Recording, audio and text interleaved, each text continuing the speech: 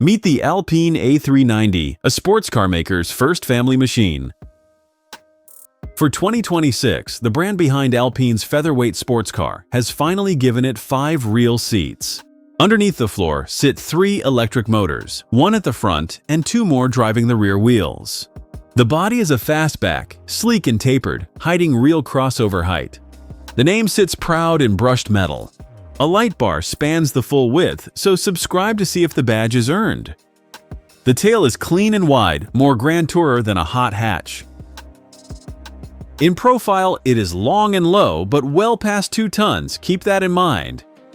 Up front, the face is pure Alpine, with sharp, narrow eyes set over a blanked grille. Those X-shaped daytime lights are the real signature here, borrowed straight from the brand's rally and racing past. Slim mirrors on stalks help keep the air clean. The handles sit flush until you walk up. Open the door, and the mood shifts completely. The driving position is low and snug, wrapped tight around a squared-off wheel with a bright red button.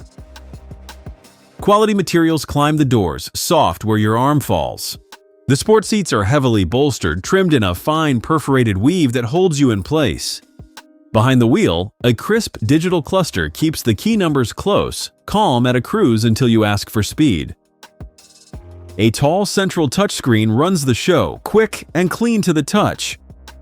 Navigation, charging and settings all live in here, laid out clearly without fuss. The software is Google built in, so the maps, the search and the voice controls all feel familiar from your phone. Plan a longer journey, and the car quietly folds the charging stops into the route, so range anxiety fades away.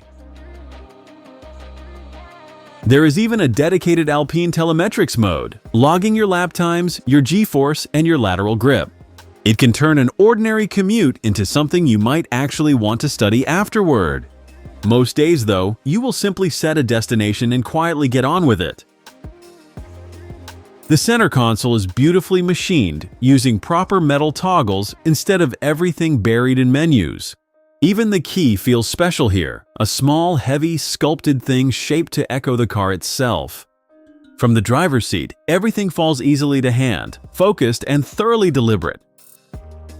It feels built tightly around one single person, and that, honestly, is where the compromise begins. Climb into the back, and the sloping fastback roof starts to steal your headroom fast. Taller adults will find their knees pressed close to the seat ahead, with foot space really quite tight. For a car sold to families, that stings. The Alpine is first a driver's car. 2 will travel back there happily, 3 at a squeeze on shorter trips. This particular car here is the GT. Lift the powered tailgate, and there is a useful, deep load bay hiding under the glass. Underneath it all sits a large 89 kilowatt-hour battery, good for up to 555 kilometers. That is around 345 miles, and rapid charging runs it from 15 to 80% in 25 minutes. So it can travel as far as it plays.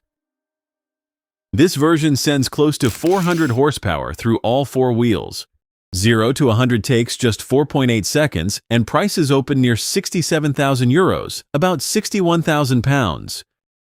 And that figure undercuts a Porsche Macan Electric by roughly £8,000, and the Alpine still reaches 62 miles an hour first.